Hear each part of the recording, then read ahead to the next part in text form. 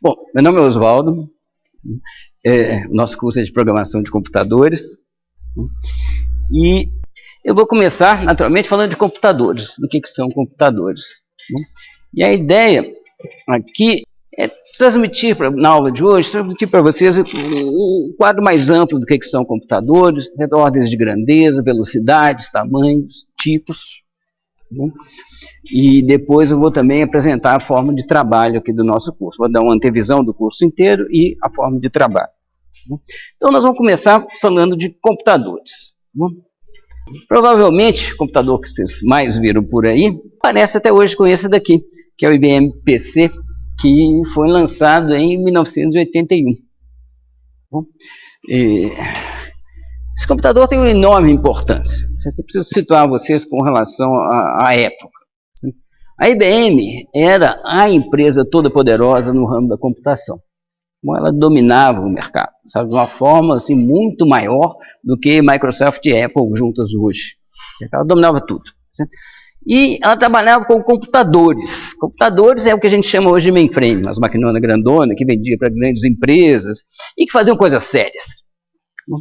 Antes desse computador pessoal, existiram outros. Da Apple, o Atari, acho que foi o primeiro, foi Atari, talvez algum outro. Mas esse aí teve uma enorme repercussão, porque foi a IBM que lançou. A IBM lançou esse computador ainda como um padrão aberto, que as pessoas poderiam construir periféricos, construir software para a máquina. Então foi uma mudança de impacto muito grande nisso daí. E a IBM, ela demorou para entrar nesse mercado de computadores pessoais e entrou assim, mas para falar que estava fazendo alguma coisa. Tanto é que era tão aberta a arquitetura dela que ela contratou uma empresa para fazer o sistema operacional, que foi a Microsoft. Certo? Isso foi um erro estratégico tão grave que hoje em dia a Microsoft é maior que a IBM, a Apple agora é maior que a Microsoft. Ou seja, esse exemplo aqui, o que eu quero falar com isso aqui? Que é muito difícil prever o futuro da computação. Ou seja, a empresa que detinha o maior conhecimento, a melhor visão possível do mercado de computação, errou grosseiramente. Certo? Ou seja, foi um erro grave de não saber que essa parte de computadores pessoais não seria um brinquedo, mas se tornaria uma das partes mais importantes da computação. Entendeu? A IBM não faliu. Entendeu? Até hoje ela é uma empresa importantíssima aí no mundo. Tá? Nós vamos falar mais dela ainda aqui hoje. Tá bom? Mas é difícil prever o que vai acontecer na computação. Bom, os computadores que existem em maior número, gente, eles não têm cara de computador, não. Sabe? Eles estão embutidos em liquidificadores, máquinas de lavar, televisões, celulares, carros. Bom, são o que a gente chama de computadores embarcados, eletrônica embarcada, que são os chipzinhos que ficam ali, que controlam aquele programa da máquina de lavar, sabe, que controla uma série de coisas assim, daquele aparelho específicos, tá bom? E são pequenininhos, você nunca vê essas coisas porque eles estão lá embarcados. Tá bom? E na outra direção, existem computadores enormes, entendeu? Que talvez vocês também nunca tenham visto. Né? Esse aí, gente, é o Blue Gene. Ele foi construído em 2006. Olha o tamanho dele, com um vasto salão. Ele é capaz de fazer 478 teraflops. Isso aí quer dizer 478 trilhões de operações aritméticas por segundo. Ele é chamado de supercomputador. Mas vejam vocês, como que evoluem as coisas na computação. Então, esse 2006, o Blue Gene, que tinha 478 teraflops, 478 trilhões de operações por segundo. Em 2008, a IBM lançou o Roadrunner, tá bom? Que era 1 petaflops. Em 2010, os chineses construíram, foi uma coisa que causou impacto pela primeira vez, os chineses tinham o computador mais poderoso do mundo. Existe um site chamado, a gente fala Top 500, top500.org, né, que tem, de 6 em 6 meses, eles publicam uma lista dos computadores mais potentes do mundo. Tá bom?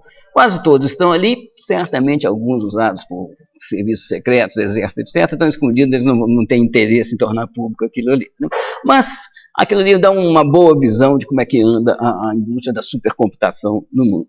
Então, em 2010, ganhou um computador chinês, Tá bom? Em 2011, um japonês. Tá bom? Vocês reparem na evolução, tá bom? Esse daqui, ó, é o dobro desse, esse daqui é 2,6 vezes de cá, esse daqui é 3, 4 vezes maior que esse daqui é 2 vezes mais potente do que esse. Bom, ou seja, em períodos muito curtos, você vai dobrando a potência. Sabe? Vocês pensem em carros, se cada ano um carro ficasse com o dobro da potência do ano anterior.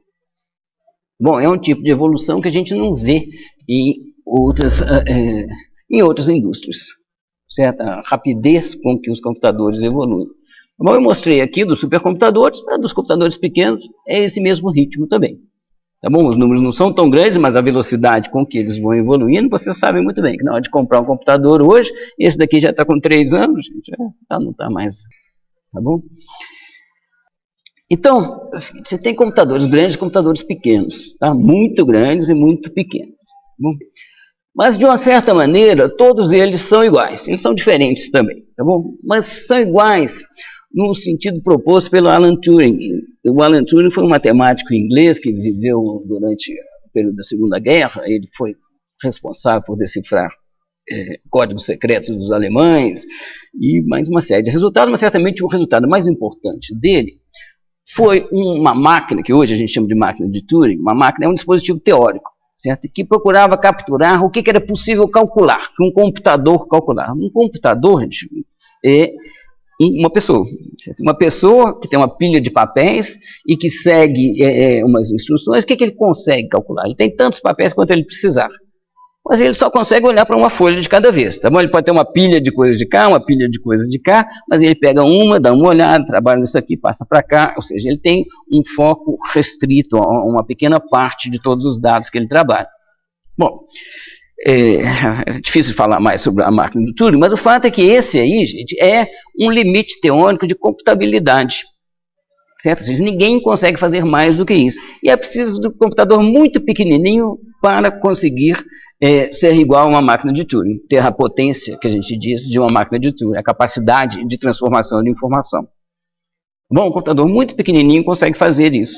Bom, então, nesse sentido, entendeu? Esse computador aqui, gente, ele é equivalente ao Sequoia, aquele último que a gente viu lá da série, esse que acabou de ser lançado pela IBM, também, tá bom? Que faz, sei lá, quantas operações por segundo.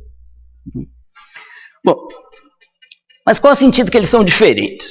Eles são diferentes no sentido que computadores transformam informação. Eles recebem uma informação de entrada e transformam em informação de saída. A velocidade com que essa informação é transformada determina o valor dessa transformação. Bom, um exemplo que é muito claro para todo mundo, tá certo? Eu consigo pegar um programa de previsão de tempo, colocar aqui nesse computador, desde que eu tenha armazenamento externo, discos, fitas ligados a isso aqui, ele consegue prever o tempo para amanhã, sim. Só que é capaz dele terminar essa previsão depois de amanhã. Entendeu? Ou seja, quando ele terminar, a informação, o valor dela é 0. Bom, não tem mais valor nenhum. Tá? São casos extremos. Tá? Outros casos, se a Boeing, certo? Os aviões são projetados usando simuladores de túneis de vento e de mais uma série de coisas, certo? E para isso precisa de computação pesada. Bom, então a Boeing, e que mais? Tem um fato ainda que eu esqueci de mencionar. Esses supercomputadores, eles não têm uma boa relação desempenho-preço, não. Sabe? O desempenho por dólar, tá certo? É melhor nesse computador aqui do que no supercomputador. O que acontece é que você consegue ir mais rápido que o concorrente. Sabe?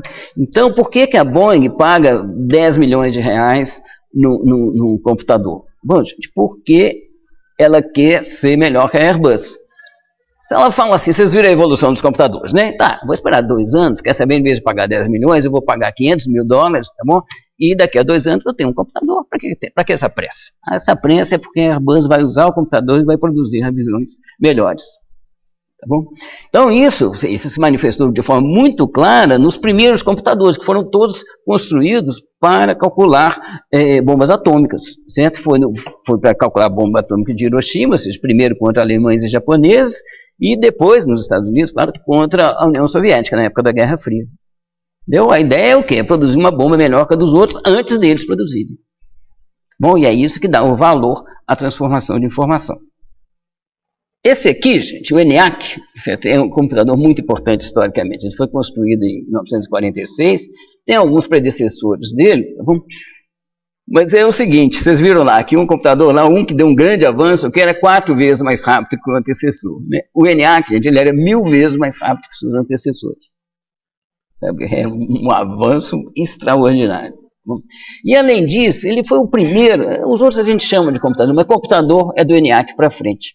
Tanto que o ENIAC foi o primeiro que era programável, no sentido dele ser suficientemente flexível para conseguir emular uma máquina de Turing. Bom, ou seja, ele consegue fazer qualquer transformação de informação programável. Bom, os outros eram projetados, eram muito rápidos para a época, tá bom? Muito rápidos para fazer cálculos específicos. Você não tinha muito como mudar aquilo que ele calculava. Tá bom? O ENIAC foi o primeiro que foi programável. E para vocês terem uma ideia da importância, certo, da potência de computação, esse gráfico aqui, eu não consegui achar o de 2012, mas ele aqui já não deve ter, garanto que não mudou muito isso daqui. Bom, então vocês reparem, isso aqui é a fatia que cada país tem nesses 500 maiores computadores do mundo. Bom, Estados Unidos tem a metade.